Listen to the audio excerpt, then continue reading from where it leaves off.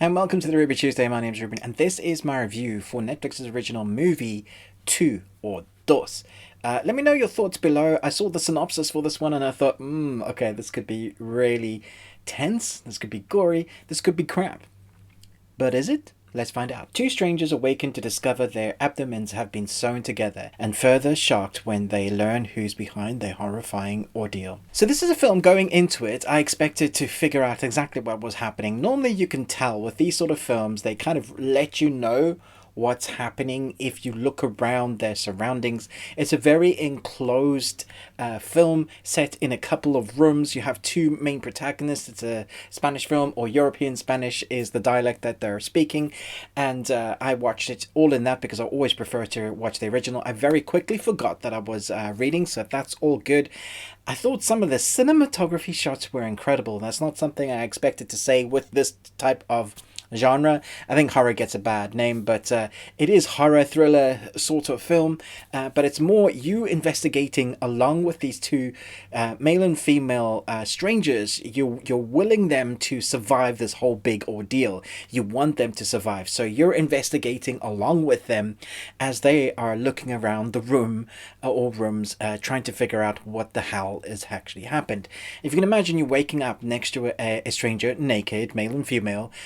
How do you go to the toilet? How do you move? How do you sit up? How do you not invade their space when you're sewn together? All the little things that you take for granted now come into play, and then add to the fact that you've been kidnapped, something's happening, is obviously some demented person. I didn't guess what was going to happen in the last 10 minutes of the film. Last 15, last 20. When the film starts revealing what the story actually is, what's actually going on, you think you know, it's piecing it together, and as you get there, you're like, okay.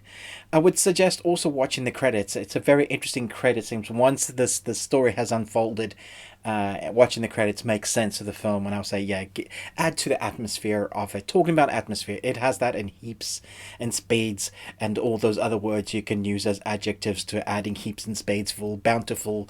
It's got lots of atmosphere. Tense in places where you want it to be tense. Invasion of space. So like, whoa there, that's too close there, buddy. Maybe give him a moment.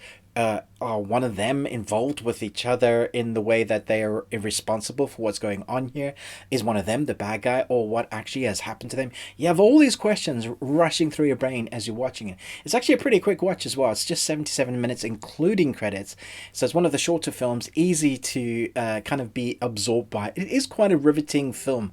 I don't know that it's a brilliant film, but I like the idea, the premise of it. It's something different.